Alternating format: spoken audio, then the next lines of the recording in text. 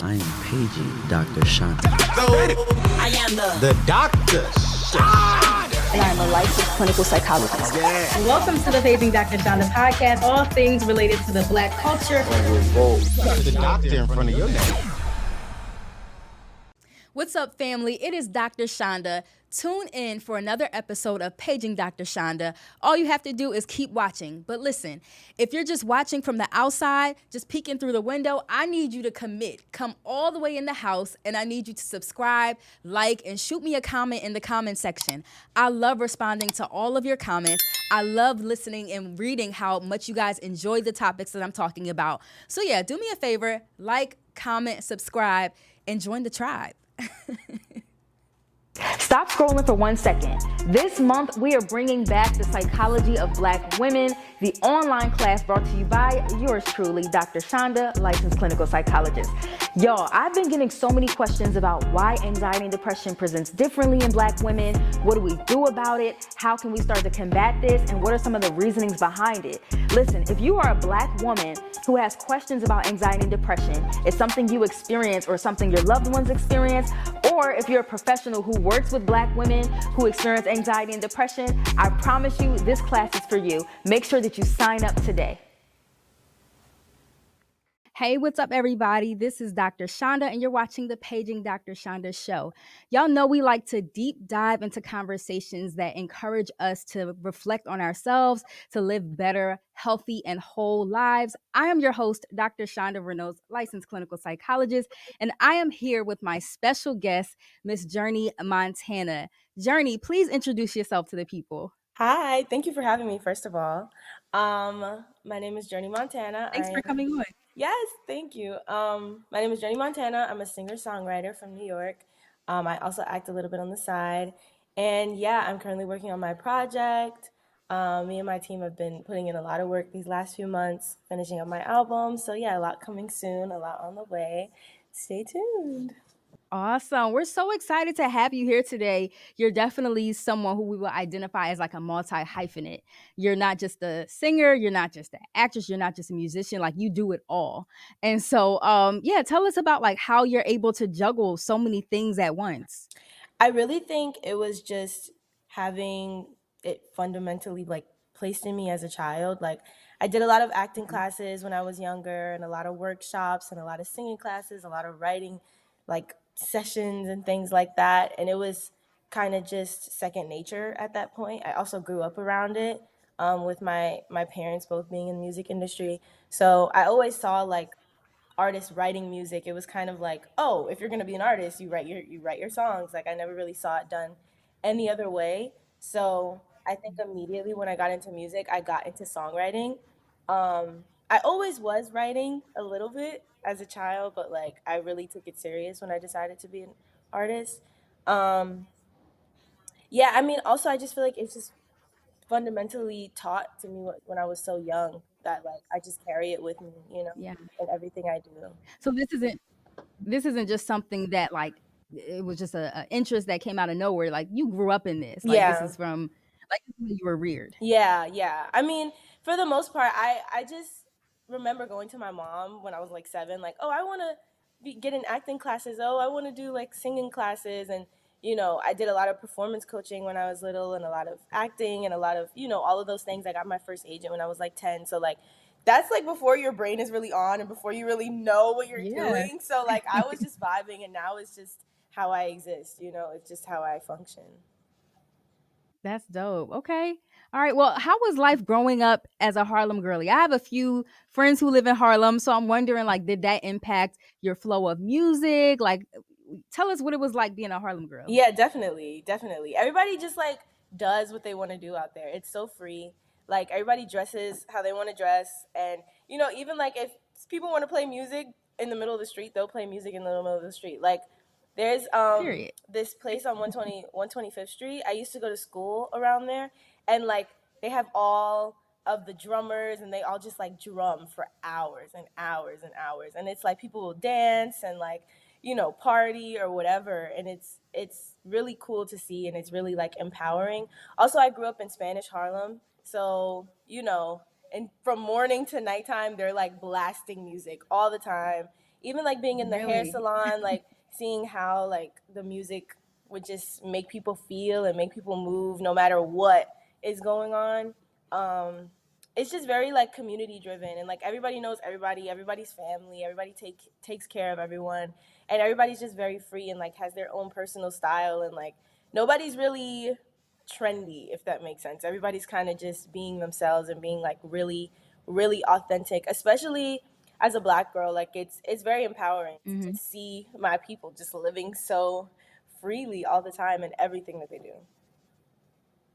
Yeah, that sounds like a good time. Like, it sounds like you're literally, being immersed in the culture in Yeah. Harlem, and the fact that you're able to, like, live freely, dress how you wanna dress, do what you wanna do. I wonder, did that influence also, like, your music, your style, Yeah. like, those types of things? Yeah, definitely. My older Okay. sister actually went to like a performing arts high school in New York. So all of her friends were like dancers and actors and singers and like stylists. She actually is in fashion now, but just like all of her friends, they were always doing like edgy stuff, and that was like my first kind of peek into fashion and like the fashion world. Like Mhm. even I feel like when I was little, there was like this trend of like teddy bear sneakers and like just like quirky hats and like quirky hoodies and all of these like crazy things that like you wouldn't think to wear or buy, but like everybody was wearing them, and Yeah. it was like, the even the trends are like not trendy. I don't know, but yeah, it definitely inspires you to think outside the box. Like I definitely feel like with my personal style,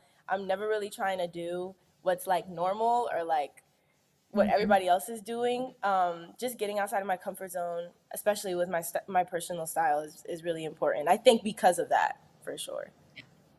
Yeah, it gave you it kinda, like, liberated you, like, it gave you the Yeah, freedom to be able to yeah. It's like I explore, like, different can, avenues. like seeing that you can do Yeah, it. It's like, exactly. oh, you can just do whatever you want and wear whatever Right. you want. So why wouldn't you?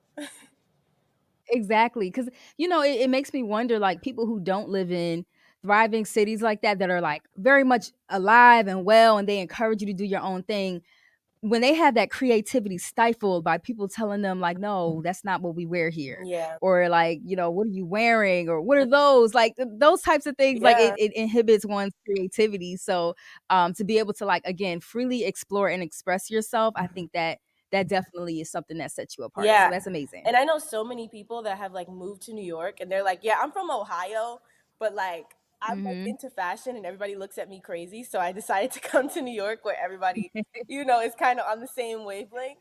But it's Yeah, so common, yeah, and I'm really grateful to grow up in that that makes sense. environment. Yeah.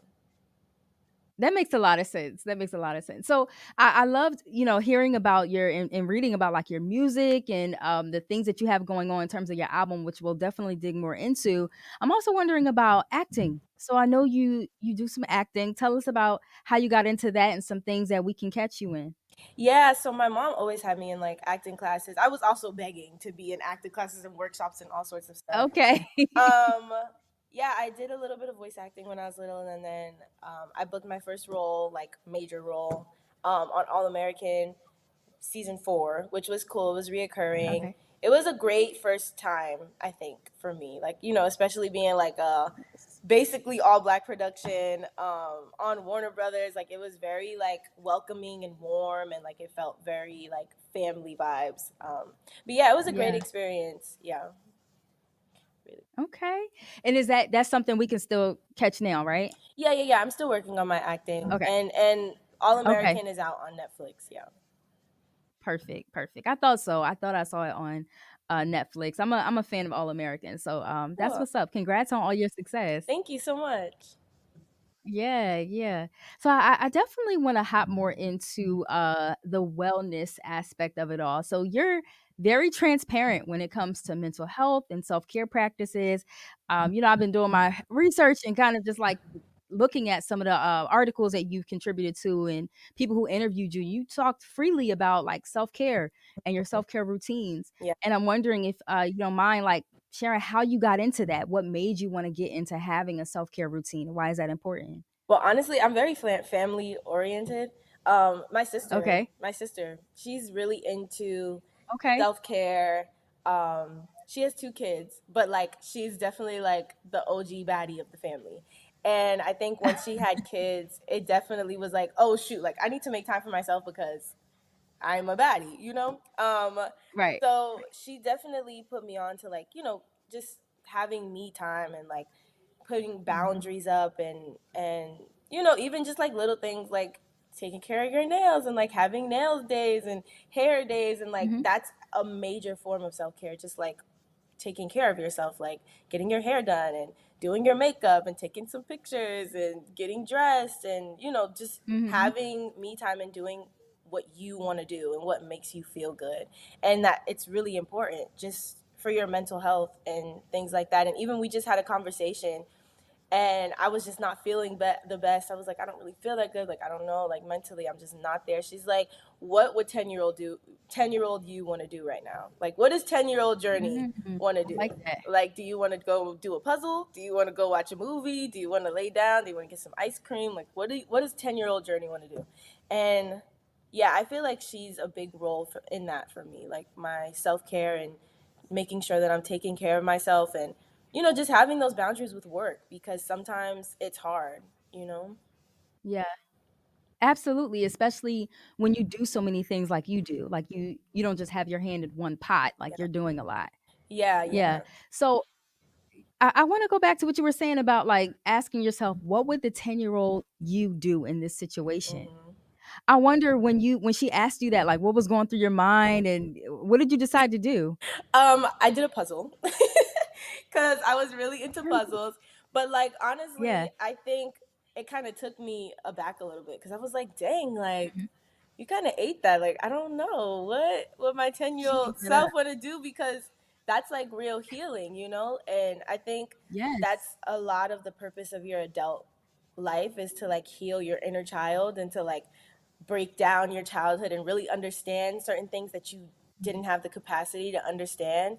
But like also in turn, it's like looking back and like seeing how you functioned without all of the noise and without all of the understanding and like what you instinctually did. So yeah, I do that a lot now. Like I'll just be in a pickle or like just mentally not really feeling the best and like not really knowing what's wrong or what to do. And it's like maybe I haven't done a puzzle in a minute. Just little things. Yeah, a lot of times. Say that again? I said just little things like that. Well, I would say those are big things though, because like what you're bringing up right now is so important. Hmm. Because a lot of times the distress that people feel in their day to day lives can be a result and connected to like that inner child, like things that they experience in childhood that they may not have gotten enough of, that they may not have corrected, that they may not have been able to give themselves like a corrective emotional experience, is what we Yeah. call it.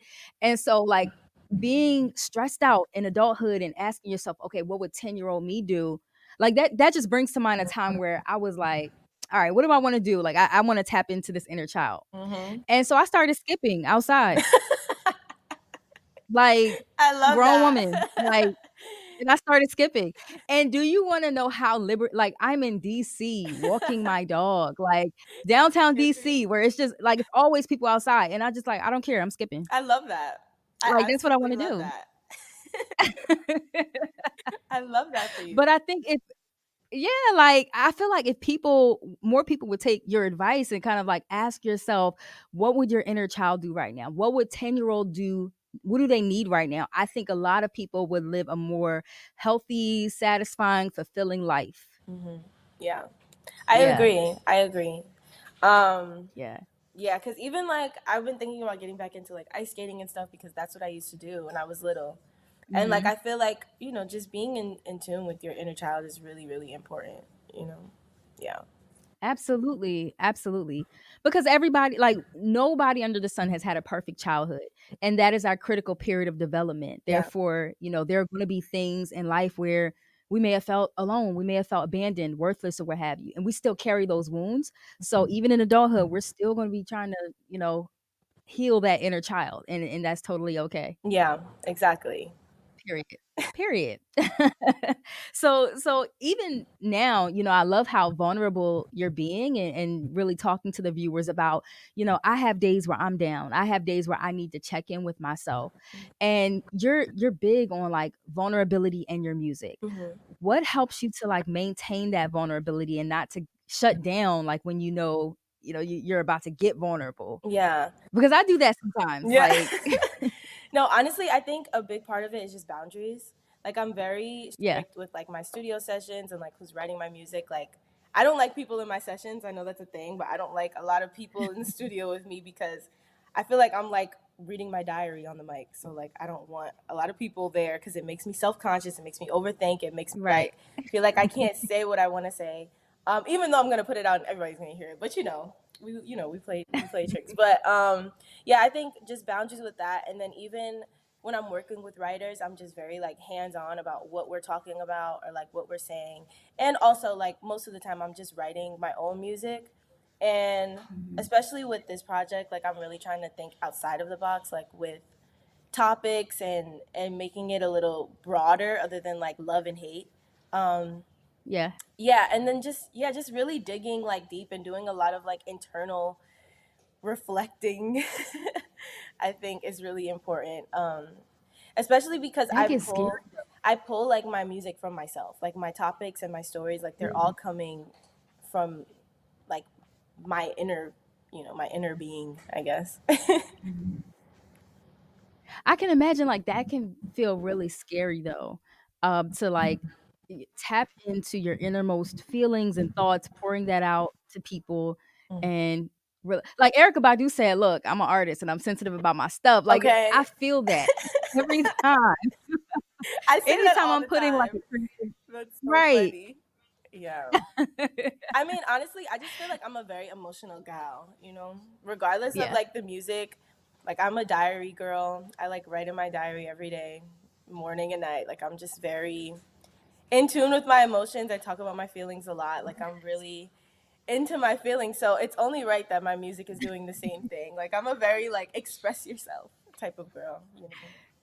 Period, as it should be. Like I love music. I'm a, music person myself. And so if I'm not feeling the lyrics, if I'm not feeling the music, like I don't listen to it. So I love that you're like allowing yourself to maintain that vulnerability no matter how scary it is, because it is scary and that's okay. Journey, I also want to ask you, what is one thing you want people to take away from this album? Um, I want people to take away that they set the tone. You set the tone about how your life is, about how you feel about yourself, how you feel about your life.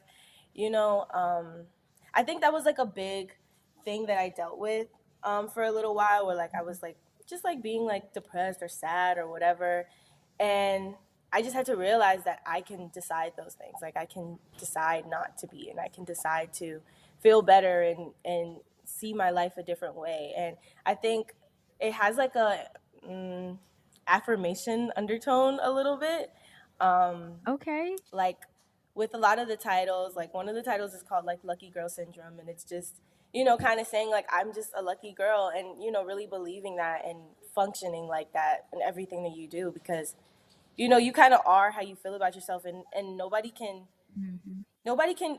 It kind of goes back to the thing where it's like nobody can believe in you if you don't believe in yourself. So I think a lot of it just comes with a lot of lessons that I've learned in the last year, with like um, just doubting myself. And like I feel like when the best things have happened, it's like when I 100% believe in it, and it's kind of like a hand in hand thing with manifesting and what people have been talking about. But you can't really manifest something if you don't believe it like 100,000%. So it's kind of Yes, just I love that. rewiring your brain. And like I also had like low key like an epiphany, like with my music and people listening to it, and even just like my streams going up and things like that. I felt like I had like a responsibility to make it something that, like, if you're singing this over and over again and it kind of manifested and it happened, like, will we be mad at that? You know what I mean? Like, will we be Right. mad? Because words are really, Right. really powerful. And as like a songwriter and as somebody who likes, I like books and I like to write just like stories and things like that. Like, I really like words, just understanding how powerful they are, and like understanding my responsibility as an artist who like makes these things that people sing over and over again. Just being a little bit more responsible with that. And for myself, because I also noticed when I'm writing songs, 2 weeks later I'll be in the situation that I made up in a song. So just things like that. I hear that a lot from I hear that a lot from artists like, "Yo, I wrote this song a year ago and it's actually coming to pass." Yeah. Like I think There's so much to be said about that. Yeah, no, even like because what I was noticing was I was writing these heartbreak songs, and then a month later I would be in a predicament relating to that song, and I was like, maybe I should use this for something better, you know? Yeah. Like if I know if I put this in a song, it's probably gonna happen. Like let me say something positive that will like impact my life in a better way, you know? Because like you said, words have power. They do, yeah. Like, I'm a firm believer in that. I'm a firm believer. But in going back to what you were saying about like even the words we say can help to rewire our brains, and that's why it's so important to be mindful of like the songs that we sing. So I love that you like put that in the world, the affirmation music that you create. I think that's all of that is amazing, and you're being produced by like one of my friends, DJ Camper. Yeah, yeah, yeah. Yeah, he's so dope, yo. Yeah, me and Yes. Camper just like clicked. Like that's my guy. Like Yeah. I never really Yeah. had that type of chemistry with a producer before.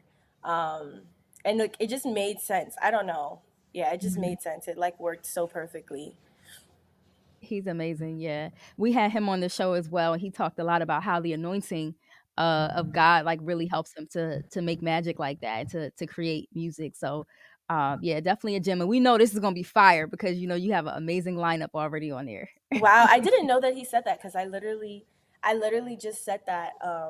There was this girl, she DM'd me on Instagram like 2 days ago, and she was like, "Oh, like I know you're not gonna reply, but like I really need some help with like my songwriting. I've been having writer's block, and I love music. I want to get into music. Like, do you have any advice for like what to do when I'm stuck and I can't like break through?" And I was just like, because I did struggle with writer's block. I mean, I feel like every writer has. And I Mm. think the best thing that worked for me was taking myself out of it and realizing that, like, I was like, I don't know if you're spiritual, but I was like, just realizing that I'm kind of like a vessel, and everything that I'm Yeah. saying and my stories and stuff, they're not coming from me. Like even how I'll like finish a song and then I'll listen Mhm. back like, dang, maybe this is like something for me to listen to and like something for me to take in. I won't even realize what I was saying.